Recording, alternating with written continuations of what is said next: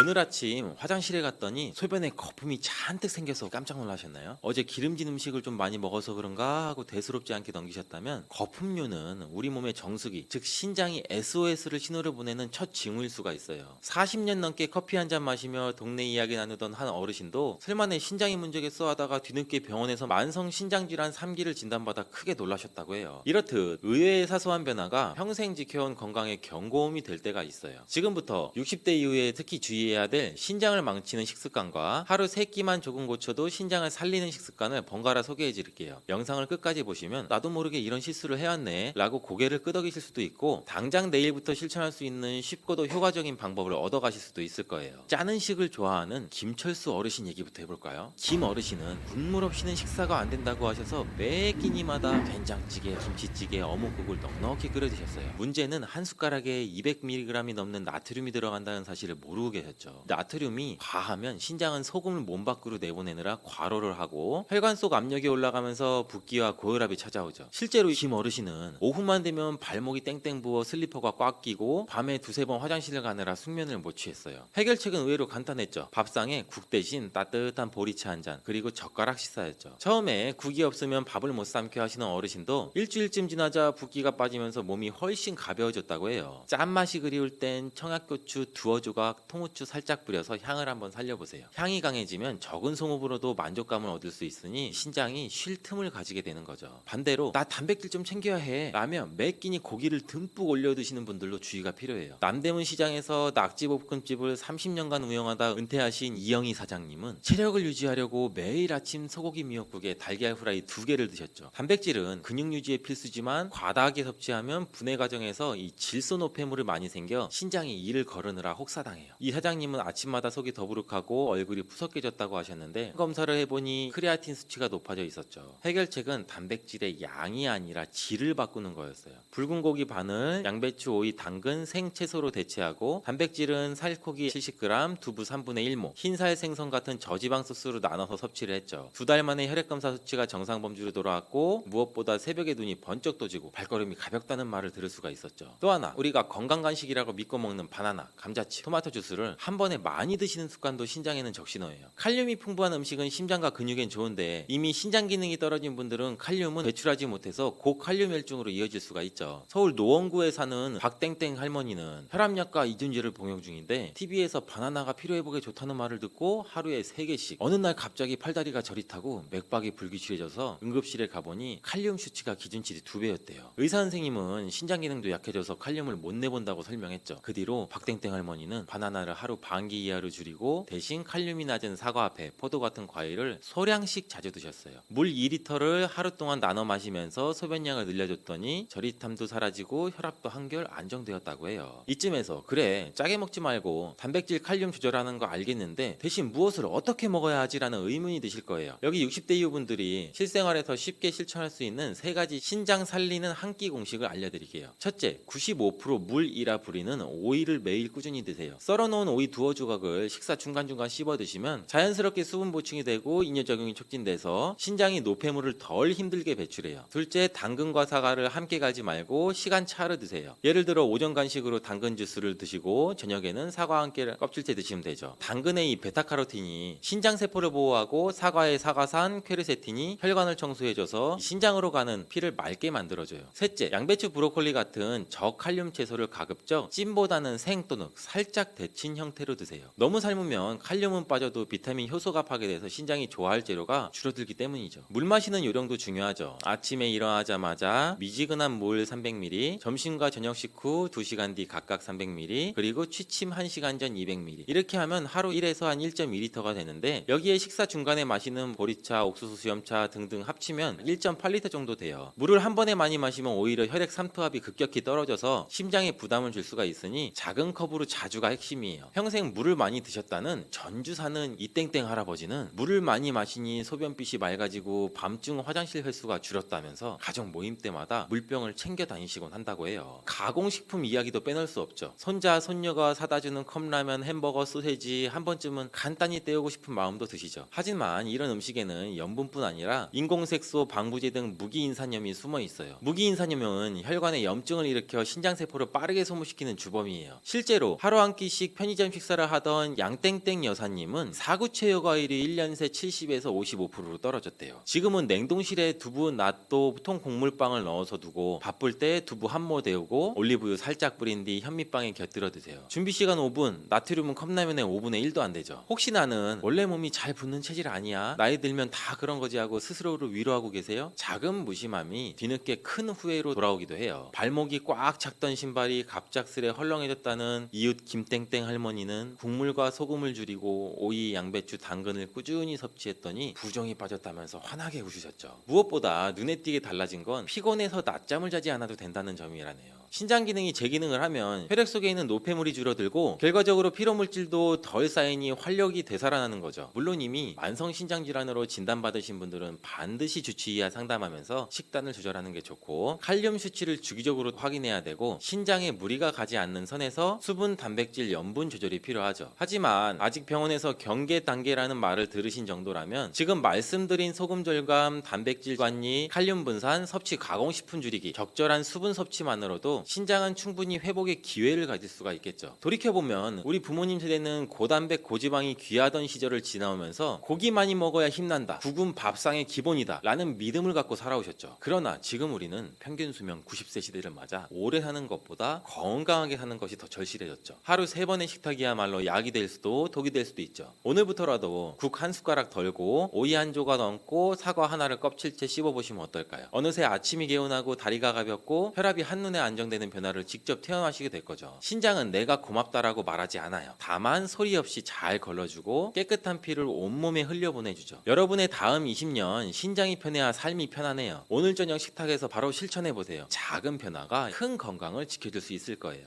암이 발생하는 원인 중에 하나는 활성산소 때문인데요. 활성산소는 세포를 손상시키고 변이를 일으켜 암세포가 생길 확률을 높이는 요인이 됩니다. 그런데 커큐민은 강력한 항산화 작용을 해서 활성산소를 제거하는 데 도움을 줍니다. 세포가 산화 스트레스로부터 보호되면서 DNA 변이를 줄일 수 있고 암세포 발생 가능성을 낮추는 데 도움을 주는 것이죠. 또 암 예방에서 강황을 빼놓을 수가 없는데요. 강황과 관련된 연구 논문이 약 1700편에 달하는데 그중 암과 관련된 논문만 무려 600편이 된다고 합니다. 이는 강황에 들어있는 커큐민이 다양한 암에 대한 항암 효과를 가지고 있다는 사실을 뒷받침하는 것이고요. 서양에서는 인도인들이 암에 비교적 덜 걸리는 이유가 커큐민 때문이라는 이야기가 있을 정도이고요. 실제로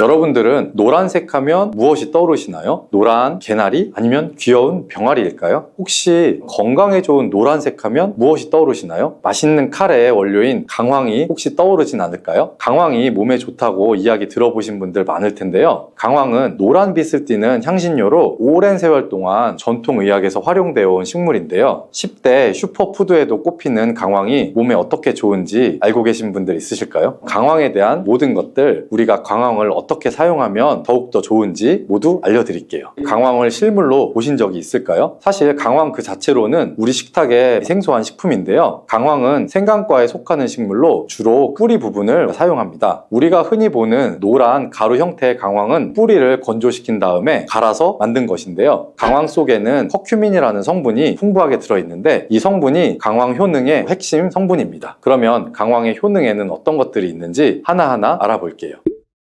첫 번째 강황의 효능은 바로 혈액순환 개선입니다. 날씨가 쌀쌀한 날 혈액순환이 원활하지 않으면 몸이 쉽게 피로해지고 손발이 차가워지는 증상이 나타날 수가 있죠. 특히 중년 이후에는 혈액순환이 원활하지 않으면 다양한 건강 문제가 생길 수가 있는데요. 이럴 때 강황이 우리 건강에 도움을 줄 수가 있습니다. 강황이 혈액순환에 도움을 주는 이유는 바로 커큐민이라는 성분 때문인데요. 커큐민은 혈액을 묽게 만들어서 혈전이 생기는 것을 방지하는 데 도움을 줍니다. 혈전이 생기면 심근경색이나 뇌졸중 같은 위험한 질환으로 이어질 확률이 매우 높다는 것은 건강에 관심이 있으신 분들이라면 알고 계실 텐데요. 그렇기 때문에 강황의 커큐민 성분이 혈액이 잘 순환되도록 도와주어 이런 위험들을 낮춰줄 수가 있습니다. 또 강황은 염증을 완화하는 데도 효과적입니다. 우리 몸에서 만성염증이 지속이 되면 혈관이 손상이 될 수가 있고 이것이 혈액순환 장애로 이어질 수가 있습니다. 연구에 따르면 강황 속의 커큐민이 몸에 염증을 유발하는 뉴클리어 팩터 카파 베타와 같은 인자를 억제해서 염증을 줄이고 혈관이 건강하게 유지되도록 도와준다는데요. 또한 강황을 꾸준히 섭취하면 몸이 따뜻해지고 혈액이 잘 돌게 되어 손발의 저림이나 냉증이 완화될 수가 있으니 특히 겨울철에 따뜻한 강황차를 꾸준히 마시는 것을 추천해드립니다. 노란색의 신비 강황의 효과 두 번째는 체중 감량인데요. 강황이 체중 감량에 도움이 된다니 놀랍죠. 많은 분들이 체중 때문에 고민을 많이 하시는데요. 중년 이후에는 신진대사가 느려지면서 체중 조절이 쉽지가 않죠. 똑같이 먹어도 살이 쉽게 찌고 또 한 번 찐 살은 잘 빠지지가 않아서 고민이신 분들 많을 텐데요. 그런 분들은 바로 이 강황을 이용해 보시는 게 어떨까요? 강황이 체중 감량에도 도움이 된다는 사실 알고 계신 분 많이 없으실 거예요. 강황 속 커큐민이 지방의 연소를 촉진하고 또 지방세포의 생성을 억제하면서 지방이 축적되는 것을 줄이는데 도움을 줍니다. 강황을 가지고 한 실험에서 강황이 지방세포의 에너지 소비를 촉진해서 지방을 태우는데 도움이 될 수 있다는 것을 밝혀냈고요. 또한 강황은 소화 기능을 도와서 위와 장 건강을 챙기는 데도 효과가 좋습니다. 소화가 잘 되면 우리 몸의 신진대사도 원활해지고 자연스럽게 체중 감량에도 도움이 되는 것이죠. 뿐만 아니라 강황은 인슐린 저항성을 낮추는 데도 도움을 줄 수가 있는데요. 인슐린 저항성이 높아지면 혈당이 쉽게 오르고 이것이 지방의 축적으로 이어질 수가 있습니다. 그런데 강황이 인슐린 저항성을 개선하는데 긍정적인 영향을 줄 수 있으니 결과적으로 체중 조절에도 유익하겠죠. 강황이 체중 감량에 이렇게 많은 효능이 있으니 다이어트 시작하시는 분들에게는 꼭 드셔야 되는 식품이 아닐까 하네요. 세 번째 강황의 놀라운 효능은 바로 치매 예방입니다. 요즘은 100세 시대라고 하잖아요. 오래 사는 것도 중요하지만 건강하게 오래 사는 게 가장 중요하겠죠. 특히 치매는 나이가 들면서 많은 분들이 걱정하는 질환 중에 하나인데요. 강황에 들어있는 커큐민이 뇌 건강을 보호하는데 매우 중요한 역할을 합니다. 특히 알츠하이머병과 같은 퇴행성 뇌 질환 예방에 도움이 된다고 하는데요. 혹시 강황을 많이 섭취하는 나라인 인도의 치매 발병률이 매우 낮다는 거 아시는 분 있으실까요? 인구 대국인 인도의 65세 이상 노인 중에 치매 유병률은 약 1%에 불과하다니 정말 놀라운데요. 다수의 전문가들은 인도의 치매 유병률이 이렇게 낮은 이유를 강황에서 찾는다고 합니다. 치매를 유발하는 물질은 베타 아밀로이드라고 불리는 단백질인데요. 이 베타 아밀로이드 단백질이 뇌에 쌓이면서 신경세포를 손상시키고 치매 환자들의 뇌혈관을 막히게 하거나 뇌세포를 죽게 하는데요. 강황에 들어있는 커큐민이 베타 아밀로이드 단백질이 뇌 속에 쌓이는 것을 막아주면서 뇌 속에 쌓여있는 단백질 물질을 제거해주는 효과가 있어 치매 예방에 효과가 있는 것입니다. 그뿐만 아니라 강황은 뇌 신경세포를 활성화하는 데에도 도움을 주는데요. 커큐민 성분이 기억력의 향상과 인지기능 유지에도 도움이 될 수가 있습니다. 실제로 강황을 꾸준히 섭취한 그룹이 그렇지 않은 그룹보다 기억력과 집중력이 향상되었다는 연구 결과도 보고되고 있으니 치매 예방을 위해서 강황을 꾸준히 섭취하는 것이 좋겠죠. 네 번째 강황의 놀라운 효능은 우울감 해소 작용입니다. 현대 사회에서 스트레스나 불안감, 우울감을 경험하는 분들이 정말 많은데요. 강황이 이런 증상을 완화하는데 도움을 줄 수가 있다고 합니다. 노란 강황이 우리의 우울한 마음을 해소시켜 줄 수 있다니 참 신기한데요. 미국 건강 포털 더 헬시 연구 결과에 따르면 강황이 우울감 개선에도 효과적이라는 사실이 밝혀졌습니다. 우울증은 뇌의 염증과도 관련이 깊은데요. 뇌에 염증이 심해지면 뇌기능이 저하되고 신경 전달 물질의 균형이 무너지면서 우울감이 심해질 수가 있습니다. 그런데 강황 속의 커큐민은 염증을 줄여줄 뿐만 아니라 뇌에서 행복 호르몬이라고 부르는 세로토닌과 도파민 분비를 증가시키는데 도움을 주어서 우울한 감정을 해소시키는데 도움을 줍니다. 이뿐만 아니라 인도의 한 연구에서는 경미한 우울증을 겪고 있는 사람들에게 강황을 꾸준히 섭취하게 했더니 항우울제와 비슷한 효과를 보였다는 결과가 나오기도 했습니다. 게다가 항우울제 부작용이 있을 수 있지만 강황은 자연적인 식재료이기 때문에 부작용 걱정이 없이 쓸 수 있는 장점이 있죠. 울적한 마음이 들고 슬픈 감정이 계속 맴도는 분들은 강황을 한번 섭취해 보시는 게 어떨까요? 강황의 놀라운 효과 다섯 번째는 암 예방입니다. 암이 발생하는 원인 중에 하나는 활성산소 때문인데요. 활성산소는 세포를 손상시키고 변이를 일으켜 암세포가 생길 확률을 높이는 요인이 됩니다. 그런데 커큐민은 강력한 항산화 작용을 해서 활성산소를 제거하는 데 도움을 줍니다. 세포가 산화 스트레스로 세균으로부터 보호되면서 DNA 변이를 줄일 수 있고 암세포 발생 가능성을 낮추는 데 도움을 주는 것이죠. 또 암 예방에서 강황을 빼놓을 수가 없는데요. 강황과 관련된 연구 논문이 약 1700편에 달하는데 그중 암과 관련된 논문만 무려 600편이 된다고 합니다. 이는 강황에 들어있는 커큐민이 다양한 암에 대한 항암 효과를 가지고 있다는 사실을 뒷받침하는 것이고요. 서양에서는 인도인들이 암에 비교적 덜 걸리는 이유가 커큐민 때문이라는 이야기가 있을 정도이고요. 실제로 영국 레스터시에서 아시아계 이주민이 많은 지역을 대상으로 결장암 환자 500명을 조사한 적이 있는데요. 500명 중 아시아계 환자는 단 2명에 불과했다는 연구 결과가 있습니다. 이후 연구를 진행해 보니까 아시아계 사람들이 자주 먹는 카레, 특히 커큐민 성분이 이와 관련이 있다는 결론이 도출이 되었다고 합니다. 이 결과가 커큐민의 항암 효과를 뒷받침하는 흥미로운 사례 중에 하나라고 볼 수가 있죠. 커큐민의 항암 효과는 이뿐만이 아닌데요. 이미 암을 진단받은 사람들에게도 강황이 도움이 될 수 있다는 연구 결과가 있습니다. 커큐민은 기존의 항암 치료와 함께 사용할 경우 치료의 효과를 높이고 부작용을 줄이는데 도움을 받을 수 있다고 합니다. 예를 들어서 방사선 치료나 화학요법을 받을 때 나타날 수 있는 염증 반응과 산화 스트레스를 완화하는데 커큐민이 좋은 영향을 준다는 것인데요.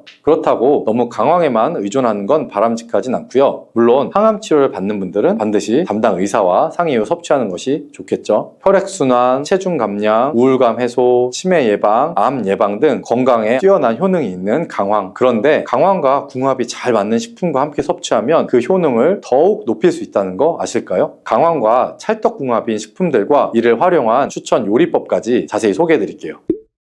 첫 번째로 소개해드릴 궁합 좋은 식품은 바로 후추입니다. 강황 속의 주요 활성 성분인 커큐민은 건강에 뛰어난 효능이 있지만 아쉽게도 우리 몸에서 쉽게 흡수되지 않는 특징이 있습니다. 하지만 후추 속에 포함된 피페린이라는 성분이 강황의 흡수율을 무려 2000%까지 증가시킨다고 알려져 있다니 강황을 섭취하실 때는 후추가 들어가면 강황의 건강 효과를 더욱 극대화할 수 있다는 점 꼭 기억해 두시면 좋겠습니다. 그렇다면 강황과 후추를 함께 섭취하는 방법에는 어떤 것이 있을까요? 강황과 후추는 맛으로 궁합이 참 좋은데요. 카레 드실 때 매콤하게 후추를 뿌려 드시는 분들도 많죠. 그 방법도 참 좋은 방법이지만 다른 요리법도 하나 알려드릴게요. 그건 바로 강황 후추 밥인데요. 밥을 지을 때 강황가루와 약간의 후추를 넣어주면 노란빛이 감도는 건강한 밥이 완성이 됩니다. 여기에 올리브유나 들기름을 한두 방울 넣어주면 풍미까지 더할 수 있고요. 두 번째로 강황과 잘 어울리는 식품은 우유입니다. 우유 속의 지방 성분은 커큐민의 체내 흡수를 도와주는 역할을 해주는데요. 그래서 인도에서는 골든 밀크라고 해서 강황과 우유를 섞어서 마시는 문화가 오랜 전통으로 내려오고 있죠. 골든 밀크를 만드는 방법은 아주 간단합니다. 따뜻한 우유 한 컵에 강황가루 하나 작은술을 넣고 여기에 후추를 한 꼬집 더해주면 더욱 효과적인 골든 밀크가 완성이 됩니다. 기호에 따라서 꿀이나 계피가루를 조금 추가하면 달콤하면서도 향긋한 맛을 즐길 수가 있습니다. 자기 전에 한 잔 마시면 숙면에도 도움을 줄 수 있다고 하니 평소에 불면증이 고민이신 분들은 한번 시도해 보시면 좋겠죠. 혹시 강황과 우유를 섞어 드시는데 조금 거부감이 있으신 분들은 되직한 카레에 밥을 섞기 전에 우유를 조금만 부어 드시는 것도 추천드립니다. 그렇게 되면 우유의 부드러운 풍미가 카레와 잘 어울려서 맛도 영양도 한층 업그레이드가 될 수 있습니다. 세 번째로 소개해드릴 강황과 궁합이 좋은 식품은 요거트입니다. 요거트 속의 유산균은 장 건강에 도움을 주는 것으로 잘 알려져 있죠. 그런데 여기에 강황을 더하게 되면 장 건강 효과가 더욱 상승하는데요. 강황에 강력한 항염 성분인 커큐민과 요거트의 유산균은 염증을 감소시키는 데 도움을 주고 함께 섭취하면 항염증 효과를 극대화할 수가 있습니다. 또한 강황의 커큐민은 그 자체로 흡수가 잘 되지 않기 때문에 요거트의 지방 성분의 커큐민 흡수를 도와주어서 강황과 요거트를 함께 섭취하는 것이 커큐민의 영양소를 더욱 효과적으로 흡수할 수 있게 만들어줍니다. 이 둘을 이용한 강황 요거트를 만드는 방법도 간단한데요. 플레인 요거트 한 컵에 강황가루 하나 작은술을 넣고 잘 섞어주시면 됩니다. 여기에 꿀을 조금 넣어주면 단맛이 더해져서 더욱 맛있게 즐길 수가 있고요. 견과류나 바나나를 곁들이면 영양적으로도 아주 훌륭한 한 끼가 될 수 있겠죠. 또한 강황 요거트를 이용해서 샐러드 드레싱으로도 이용할 수가 있는데요. 이렇게 강황 요거트를 활용해서 드시면 건강에 더욱 좋겠죠. 몸에 이렇게 좋은 효능이 가득한 강황도 너무 과용하면 몸에 부담을 줄 수가 있는데요. 강황을 과다하게 섭취하면 소화장애를 유발할 수도 있고 소화불량, 복통, 설사, 구토 등의 증상이 나타날 수가 있기 때문에 한꺼번에 너무 많은 양을 드시는 건 피하셔야겠죠. 또한 인도의 민간요법처럼 몸에 좋다고 강황을 피부에 직접 바르게 되면 일부 사람들은 피부에 자극감이나 알레르기 반응이 나타날 수 있기 때문에 피부에는 바르지 않는 것을 추천해 드립니다. 오이와 함께 먹으면 안 되는 음식은 바나나입니다. 수분이 많은 대신 칼로리가 낮은 오이, 그리고 풍부한 식이섬유로 포만감을 높이는 데 도움이 되는 바나나는 다이어트 식품으로 요즘 인기가 많죠. 많은 분들이 오이와 바나나를 함께 드시기도 하는데, 당근과 마찬가지로 바나나는 오이와 함께 드시면 문제가 생길 수가 있습니다. 오이에는 심장과 혈관 건강에 좋은 영양소가 풍부하게 함유되어 있습니다. 소금, 나트륨을 많이 드시면 우리가 고혈압이 발생할 위험이 높아지고 혈관 건강에 나쁘다는 사실을 알고 계시죠. 그렇기 때문에 나트륨의 섭취량을 줄이는 것이 매우 중요한데요. 그리고 이미 섭취한 나트륨을 몸 밖으로 배출시켜주는 것도 매우 중요합니다. 역할을 해주는 것이 바로 칼륨인데요. 오이에는 다양한 영양소뿐 아니라 칼륨도 많이 들어있습니다. 오이의 풍부한 칼륨이 혈관을 확장시켜주고 나트륨뿐만 아니라 노폐물까지 원활하게 잘 배출시켜주는 역할을 해줍니다. 이런 효능으로 오이만 잘 드셔도 고혈압, 고지혈증뿐만 아니라 동맥경화와 뇌졸중과 같은 심혈관 질환을 예방하는 데 많은 도움을 받을 수가 있습니다. 그런데 문제는 바로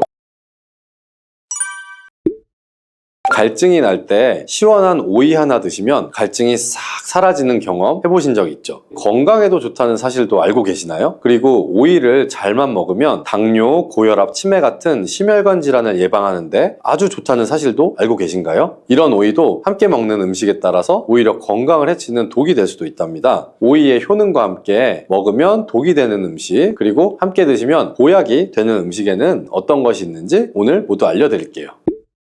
밥상에 반찬으로 많이 올라오는 오이지만 함께 드시면 오히려 해가 되거나 영양 성분을 제대로 흡수하지 못하게 하는 음식들이 있습니다. 첫 번째는 바로 당근입니다. 당근과 오이를 함께 먹으면 안 된다고 하니 놀라셨나요? 오이와 당근은 김밥에 항상 같이 넣기도 하고 다른 반찬에 같이 조리할 때도 많이 사용하는데요. 하지만 오이와 당근은 함께 먹게 되면 좋은 영양소를 흡수하지 못하게 됩니다. 오이의 95% 정도는 수분이고 나머지 5%에 다양한 비타민과 식이섬유, 무기질 등이 함유되어 있는데요. 오이 한 개에 함유되어 있는 비타민C의 양은 하루 권장 섭취량의 15% 정도로 많은 양이 들어있는데요. 비타민C는 대표적인 항산화 물질로 활성산소를 제거해서 노화를 막아주고 피로회복과 면역력을 높여주는데 탁월한 효능을 발휘하는 성분이죠. 이뿐만 아니라 콜라겐의 생성을 돕고 피부를 맑게 만드는 데도 도움을 주는 성분이고요. 혹시 짐작이 가실까요? 그것은 바로 오이 껍질에 있는 엽록소입니다. 그런데 이렇게 좋은 오이 속의 비타민C를 당근과 함께 드시게 되면 하나도 드실 수가 없습니다. 당근에 들어있는 아스코르비나제라는 효소가 비타민C를 분해해서 파괴하기 때문인데요. 다만 한 가지 방법이 있긴 있습니다. 따로 먹는 것이 사실 최선이지만 오이와 당근을 꼭 함께 먹어야만 한다면 이 방법을 이용하시면 좋습니다. 당근을 약한 열에 살짝 볶아주시거나 레몬즙을 조금 뿌려서 드시면 되는데요. 당근의 아스코르비나제라는 효소는 열과 산성의 약한 성질을 이용하는 것입니다. 한 가지 기억하실 것은 오이의 비타민은 껍질 부분에 가장 많이 들어있기 때문에 꼭 껍질까지 함께 드시는 것이 좋습니다. 두 번째로 오이와 함께 먹으면 안 되는 음식은 바나나입니다. 수분이 많은 대신 칼로리가 낮은 오이, 그리고 풍부한 식이섬유로 포만감을 높이는 데 도움이 되는 바나나는 다이어트 식품으로 요즘 인기가 많죠. 많은 분들이 오이와 바나나를 함께 드시기도 하는데 당근과 마찬가지로 바나나는 오이와 함께 드시면 문제가 생길 수가 있습니다. 오이에는 심장과 혈관 건강에 좋은 영양소가 풍부하게 함유되어 있습니다. 소금, 나트륨을 많이 드시면 우리가 고혈압이 발생할 위험이 높아지고 혈관 건강에 나쁘다는 사실을 알고 계시죠. 그렇기 때문에 나트륨의 섭취량을 줄이는 것이 매우 중요한데요. 그리고 이미 섭취한 나트륨을 몸 밖으로 배출시켜주는 것도 매우 중요합니다. 역할을 해주는 것이 바로 칼륨인데요. 오이에는 다양한 영양소뿐 아니라 칼륨도 많이 들어있습니다. 오이의 풍부한 칼륨이 혈관을 확장시켜주고 나트륨뿐만 아니라 노폐물까지 원활하게 잘 배출시켜주는 역할을 해줍니다. 이런 효능으로 오이만 잘 드셔도 고혈압, 고지혈증뿐만 아니라 동맥경화와 뇌졸중과 같은 심혈관 질환을 예방하는 데 많은 도움을 받을 수가 있습니다. 그런데 문제는 바로 바나나에도 칼륨의 함량이 상당히 높다는 것이죠. 칼륨이 혈관 건강에 도움이 되는 것은 맞지만 과하게 섭취하게 되면 오히려 문제가 생기게 됩니다. 혈관 내 칼륨의 농도가 높아지게 되면 근육과 신경이 과하게 이완되는 증상이 나타나서 근육이 마비가 될 수도 있고 손발이 저릴 수도 있으며 심하면 부정맥과 저혈압이 나타날 수도 있습니다. 그래서 앞으로는 오이와 바나나를 함께 드시기보다는 두세 시간의 간격을 두고 드시거나 다른 식사 시간에 드시기를 바랍니다. 세 번째로 오이가 건강을 해치는 경우는 오이를 장아찌로 드실 때입니다. 장아찌를 만들어 보신 분이라면 아시겠지만 소금이 정말 많이 들어가게 되는데요. 소금을 아예 안 먹는 것도 뭐 문제가 될 수는 있지만 우리나라 음식에는 소금이 여기저기 많이 들어간다는 것이 문제죠. 우리나라 사람들의 사망 원인 1위가 바로 위암입니다. 그리고 소금이 바로 위암을 일으키는 가장 큰 원인 중에 하나이고요. 소금이 우리 몸에 들어오면 삼투압 현상이 일어나서 혈관에 수분이 많이 들어오게 되고 혈관이 팽창하게 되며 혈압이 높아지고 심해지면 심장에도 문제가 발생하게 됩니다. 식사를 하실 때 이런 문제를 기억을 하셔서 웬만하면 소금이 많이 들어가는 조리법은 바꿔주시고 오이를 드실 때도 소금에 절이지 않고 생으로 드시는 것이 좋습니다. 반면에 오이와 함께 드시면 보약이 되는 음식들도 있습니다. 첫 번째는 사과인데요. 오이는 심혈관 질환 예방에 좋은 영양소가 많이 들어있는데요. 그 중에서도 비타민 K는 혈관과 뼈의 건강에 많은 도움을 주는 성분입니다. 이 비타민 K는 나이 들면서 가장 걱정되는 질환 중 하나인 골다공증을 예방하는데 탁월한 효과가 있는데요. 골다공증 환자는 비타민 K의 수치가 낮았고 3개월 동안 1mg의 비타민 K를 주입했더니 소변을 통해 손실되는 칼슘의 양이 줄어든 것을 확인할 수가 있었다는 연구 결과가 있습니다. 유럽에서는 골다공증 예방을 위해 건강한 뼈를 유지하고 있는 여성에게도 비타민 K를 처방하고 있답니다. 골다공증 예방과 더불어서 비타민 K는 지혈을 해주는데 탁월한 효과가 있고 콜레스테롤을 배출시켜서 심혈관 질환을 예방하며 혈관 내에 노폐물을 배출시켜 동맥경화도 방지해주는데 도움을 줄 수가 있습니다. 이때 오이와 함께 사과를 드시면 비타민 K가 사과에 함유된 수용성 식이섬유인 팩틴과 만나서 혈관을 더욱 건강하게 만들어줍니다. 또한 혈당이 낮아지고 혈관이 깨끗해지면서 건강해지기 때문에 각종 혈관 질환과 암세포의 증식을 막아주는 효과를 누릴 수도 있습니다. 오이는 당뇨를 예방하는 데에도 뛰어난 효능을 발휘하는데요. 영양학회지에 발표된 연구 내용을 살펴보면 제2형 당뇨 환자를 대상으로 한 실험에서 4주 동안 하루에 오이 300g 정도를 섭취하도록 했을 때 공복혈당과 당화혈색소 수치가 낮아진 결과를 확인할 수 있었습니다. 오이와 함께 드실 때 당뇨에 좋은 음식이 하나가 더 있는데요. 바로 땅콩버터입니다. 땅콩버터를 말씀드리면 보통 빵에 발라먹는 달달한 잼 같은 것을 생각하시는 분들이 많은데요. 땅콩에는 불포화 지방산과 식이섬유 그리고 단백질이 풍부해서 혈당을 안정시키고 포만감을 주는데 도움을 줍니다. 특히 땅콩버터의 불포화 지방산은 인슐린 저항성을 개선해주는 효과가 있는 것으로 알려져 있습니다. 이런 땅콩버터와 식이섬유가 풍부한 오이를 함께 드시면 혈당 상승을 더욱 억제해주고 장 속의 노폐물도 배출시켜주는데 도움을 주어서 좋은 장내 환경을 만들어주게 됩니다. 주의하실 점은 시중에 판매되는 땅콩버터에는 설탕이나 다른 첨가물이 들어간 경우가 많기 때문에 땅콩 100%로 만든 땅콩버터를 드시는 것이 좋습니다. 오이와 함께 드시면 보약이 되는 다른 음식으로는 배가 있습니다. 햇빛에 피부가 그을리면 오이를 얇게 썰어서 오이팩을 하잖아요. 오이가 열을 내려주는 효과가 있기 때문인데요. 실제로 오이는 부종을 가라앉히거나 화상을 치료할 때 사용되기도 합니다. 그런데 이런 좋은 점도 있지만 과하게 많이 먹을 경우에는 부작용이 나타날 수가 있는데요. 차가운 기운이 소화기관에 영향을 주게 되면 소화를 방해해서 소화불량이 생길 수가 있고요. 이때 배랑 함께 드시면 도움이 될 수가 있습니다. 배에는 디아스타제라는 소화 효소가 많이 들어있어서 소화를 원활하게 하는데 도움을 주기 때문이에요. 또한 위장 건강에 도움이 되는 성분인 팩틴을 함유하고 있어서 위장 점막을 보호해주고 위장의 기능을 개선하는 데도 도움을 줍니다. 다음으로 오이와 함께 먹으면 보약이 되는 음식은 식초입니다. 요즘 오이에 있는 피세틴이라는 성분 때문에 치매 예방 효과가 있는 것이 알려졌는데요.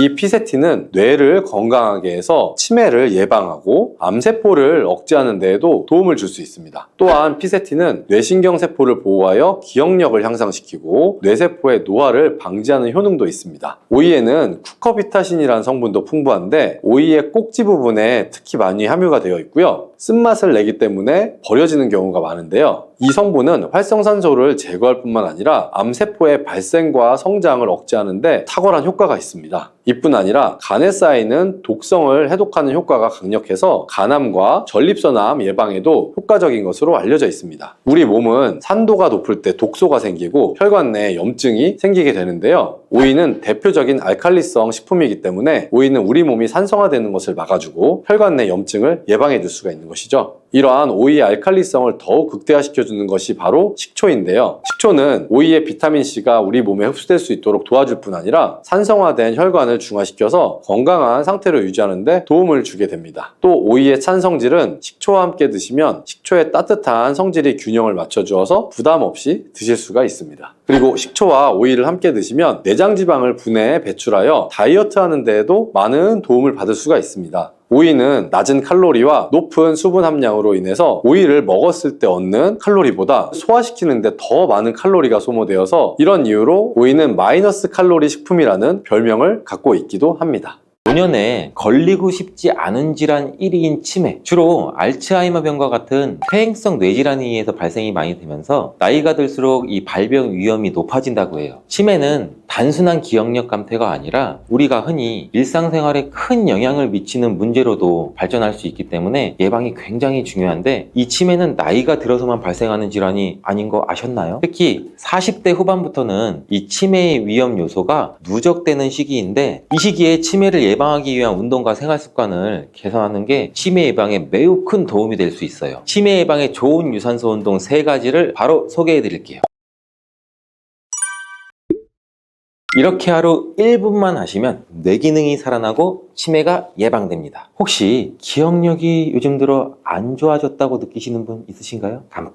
깜빡 무언가를 자주 잊어버리고 뭘 가지러 나갔다가 생각이 안 나서 돌아오신 분들도 많고, 저도 차 키를 집에 두고 차 앞에 와서야 생각난 적이 진짜 한두 번이 아닌데요. 이러다가 문득 이거 너 치매 초기 증상 아니야? 하고 생각이 든 적 저도 있는데, 여러분도 그렇지 않으세요? 노년에 걸리고 싶지 않은 질환 1위인 치매, 중년 이후에는 이 치매를 예방하기 위한 노력이 더욱 중요하다는 사실 알고 계신가요? 그렇다면 제가 치매 예방에 도움이 되는 운동과 활동을 한번 알려드리도록 해볼게요. 이 치매는 뇌의 기능이 점차 저하돼서 기억력이나 사고력, 언어 능력 등 여러 인지 기능이 감소하는 질환인데, 주로 알츠하이머병과 같은 퇴행성 뇌질환에 의해서 발생이 많이 되면서 나이가 들수록 이 발병 위험이 높아진다고 해요. 치매는 단순한 기억력 감퇴가 아니라 우리가 흔히 일상생활에 큰 영향을 미치는 문제로도 발전할 수 있기 때문에 예방이 굉장히 중요한데, 이 치매는 나이가 들어서만 발생하는 질환이 아닌 거 아셨나요? 물론 나이가 많을수록 발병 위험이 높은 건 사실인데, 이 뇌의 구조나 기능에 변화가 생기면서 나타나는 질환이라 중년부터 뇌 건강을 관리하는 것이 치매 예방의 핵심입니다. 이 뇌는 20대 때부터 서서히 노화가 시작되고 30대 이후에는 이 뇌의 신경세포가 점차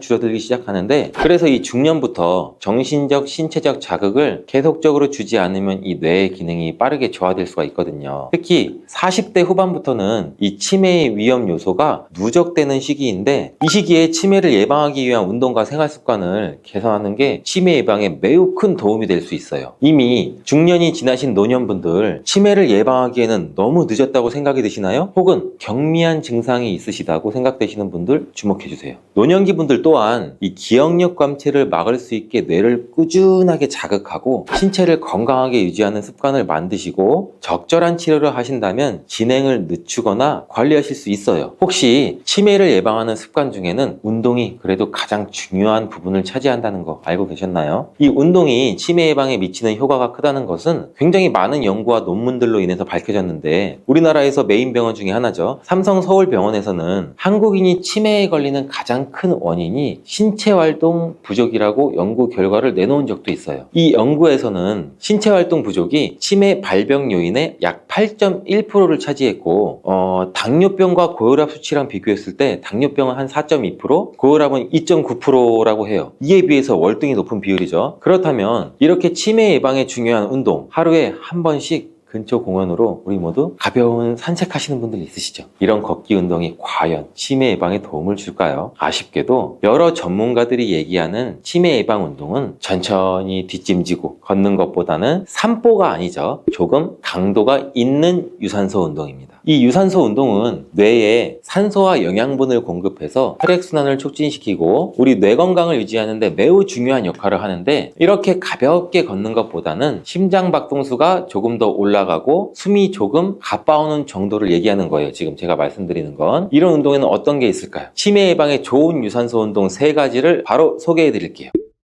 치매 예방에 좋은 첫 번째 유산소 운동, 빠르게 걷기입니다. 빠르게 걷기는 정말 가장 간단하면서도 효과적인 유산소 운동인데 우리가 하루에 30분 이상만 빠른 속도로 한번 걸어보세요. 30분 이상 빠른 속도로 걸으면 체지방도 태워주고 굉장히 건강에도 유익한 효과가 바로 나타날 거예요. 이렇게 걷다 보면 숨이 조금 가파져 오는데 대화는 가능한 정도, 이 정도가 빠르게 걷기 운동이에요. 그냥 천천히 걷는 게 아니라 조금씩 빠르게 걸으면서 숨은 조금 가빠오고 땀은 조금 나고, 천천히 걷는 게 아니라는 거 꼭 알아주세요. 이렇게 빠르게 걷기를 통해서 우리 몸의 심박수가 조금씩 올라가면서 혈액순환도 촉진되고 뇌로 가는 산소와 영양분 양도 증가되게 되는데, 이 과정에서 뇌 세포의 활성화도 이루어지고 기억력이나 인지기능 자체가 유지가 되는 거예요. 또한 이러한 걷기는 이 스트레스 해소에도 매우 효과적이고 우울증 예방에도 큰 도움이 된다는 결과들도 있어요. 두 번째는 수영입니다. 전신을 사용하는 유산소 운동 굉장히 좋죠. 관절에도 부담을 주지 않고 또 굉장히 효과적인 운동인데, 수영을 하면 전신 근육을 사용해서 심박수도 증가시키고 뇌로 가는 혈류도 증가시키는데 굉장히 도움을 많이 줘요. 또한 이러한 수영은 운동 강도 자체를 조절하기도 쉬워서 누구나 할 수 있는 운동인데, 신체의 다양한 부위를 활용해야 하기 때문에 뇌의 여러 부분을 동시에 자극을 시키고 이 물 속에서의 감각이 또 심리적으로 안정도 줘서 이 수영을 꾸준히 하면 신경 가소성이 증진돼서 치매 예방에도 굉장히 유익해요. 세 번째 유산소 운동은 계단 오르기입니다. 자, 계단 오르기는 굉장히 간단하고 많이들 들어보셨던 운동이죠. 굉장히 효과적인 운동이에요. 계단을 오르는 것은 하체를 강화시키기도 하고 이 심박수도 높이는데 매우 탁월한 운동인데, 이 운동은 집이나 직장이든 어디든 할 수가 있죠. 이 운동을 함으로써 우리 몸의 엉덩이나 대퇴사두근 이런 쪽의 근육도 강화시키고 동시에 뇌 기능도 자극할 수 있어서 매우 좋은 운동이에요. 하루에 10분에서 15분 정도 계단을 오르락 내리락 하면 체력 향상도 되고 뇌의 혈액순환도 굉장히 많은 도움이 돼요. 치매에 좋은 운동은 그럼 유산소 운동만 있냐? 아니에요. 근력 운동도 우리 치매 예방에 굉장히 많은 도움을 줘요. 이 근력 운동을 통해 몸의 근육을 강화하면 뇌의 신경세포를 자극해서 우리 인지 기능을 유지하는 데 굉장히 효과적인데요. 어떤 근력 운동이 치매에 좋은지 추천하는 운동들 지금 바로 제가 알려드릴게요.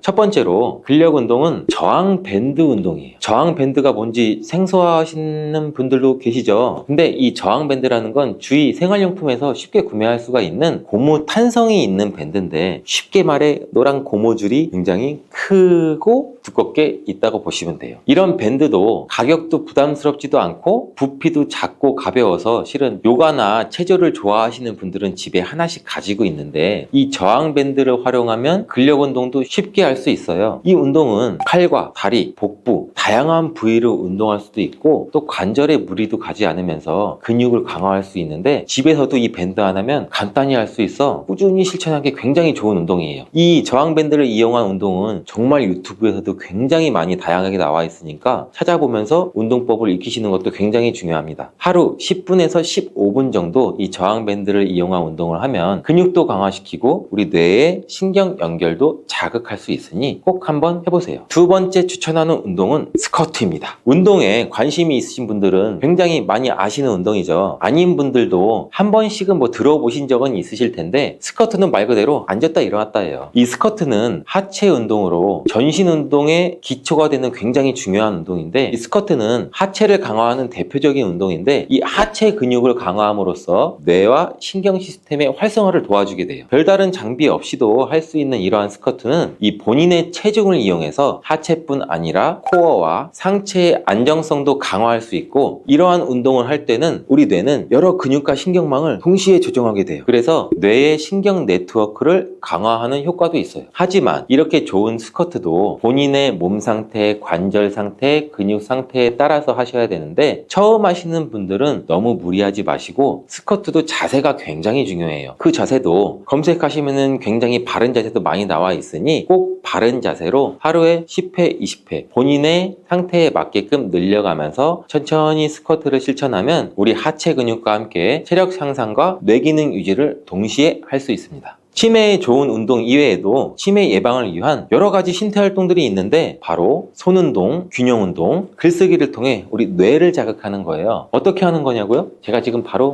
말씀드릴게요. 첫 번째 활동은 손운동이에요. 손은 뇌와 밀접한 관계가 있는 부위인데 우리 애기들한테 하는 잼잼 있죠. 이 운동이 뇌 발달에 굉장히 좋은 영향을 준다는 거 들어보신 분들도 굉장히 많으실 거예요. 이렇게 우리가 손을 많이 사용하게 되면 이 뇌의 감각과 운동 기능을 자극할 수 있는데 쉽게 하실 수 있는 손 운동에는 예를 들어 뭐 그림 그리는 거, 또 뇌랑 같이 이렇게 할 수 있는 퍼즐 맞추기, 뜨개질, 바느질 굉장히 다양한 게 있죠. 손으로 하는 활동들은 뇌를 자극하고 인지 기능을 유지하는데 굉장히 효과적이고 또한 이 손운동은 뇌의 신경회로를 활성화시켜서 뇌 기능을 개선하는데 큰 도움이 돼요. 두 번째 활동은 균형 운동이에요. 이 균형을 잡는 운동은 낙상을 예방하고 신체의 협응력을 향상시키는데 굉장히 효과적인데 특히 한 발로 서기, 태극권 같은 거고도 막 이런 식으로 한 발로 서서 하시죠. 이 태극권 같은 이런 운동들은 균형을 잡으면서 동시에 또 뇌도 자극해줘요. 이 균형 운동을 꾸준히 하면 우리 코어도 같이 기를 수도 있고 공간인식 능력도 향상되고 치매 예방뿐 아니라 낙상 예방에도 도움이 되므로 노년분들한테는 특히 더 필요한 운동이라는 거 꼭 기억해 주세요. 그리고 세 번째 활동은 글쓰기입니다. 이 글쓰기는 우리 뇌의 창의성, 기억력, 집중력을 자극하는데 매우 효과적인 활동인데요. 일기쓰기나 창작쓰기, 글쓰기 이런 걸 통해 우리 뇌의 신경회로를 활성화시키고 인지능력 또한 향상시킬 수 있어요. 또한 펜을 잡고 글을 쓰는 데는 손의 미세한 근육까지 조절해서 사용하게 되는데 이렇게 섬세한 영역의 근육을 사용하는 것은 우리 뇌의 여러 가지 부분들에 상호작용을 하게 돼서 매일 일정 시간을 할애해서 글을 쓰는 것은 뇌를 자극하는 굉장히 훌륭한 방법이에요. 혹시 일기나 글쓰기에 소질이 없으신 분들 있으신가요? 이런 분들은 좋아하는 시집이나 문구를 따라쓰기, 필사하는 것만으로도 뇌에 좋은 자극도 주고 우리 마음도 편안해지잖아요. 무엇을 써야 좋을지에 대한 걱정은 하시지 마세요. 자유롭게 쓰고 싶은 거 쓰시면 돼요. 이렇게 치매에 좋은 운동과 활동에 대해 알아봤는데 그렇다면 치매를 악화시키는 습관이 있다는 거 아시나요? 3살 뻘은 8까지 간다는 말 많이 들어보셨죠? 한번 버릇을 들여놓으면 고치기는 굉장히 힘들어요. 그래서 제가 매일 말씀드리죠. 좋은 습관을 가지는 게 가장 중요하다고. 치매의 안 좋은 습관 꼭 알아두고 반드시 피해야 합니다. 치매 발병을 가속화시키고 반드시 피해야 할 습관 뭐가 있는지 제가 지금 바로 알려드릴게요. 첫 번째 습관은 집 안에만 있기예요. 우리 집 안에서만 생활을 하면 신체와 정신이 모두 늙어요. 활발하게 자극을 받질 못해요. 외출하고 사회적인 교류를 하고 사회적인 활동을 하고 이런 것은 뇌를 자극하고 인지기능을 유지하는데 굉장히 중요한데요. 외부 환경에서 다양한 자극을 받으면서 활동하는 것이 우리 뇌 건강을 유지하는데 굉장히 효과적이니 가급적이면 집에 있지 말고 자주 나가서 조금이라도 활동을 하시는 걸 추천을 드릴게요. 두 번째 습관은 가공 탄수화물 섭취예요. 빵, 떡, 과자, 국수 이렇게 가공된 탄수화물 음식은 혈당도 급격하게 올릴 뿐만 아니라 우리 몸의 염증 반응도 촉진시켜서 뇌 건강에 굉장히 부정적인 영향도 미쳐요. 특히 정제된 탄수화물이나 단순당을 자주 섭취하면 우리 뇌에 알츠하이머 병과 같은 질환을 유발할 수 있는데 이는 또 가공 탄수화물 식품들이 입에는 맛있죠. 근데 치매 예방을 위해서라면 이제부터는 꼭 몸에 좋은 과일, 채소, 통곡물 이러한 건강한 식사를 통해 우리 뇌를 보호하는 거 잊지 말고 실천해 주세요.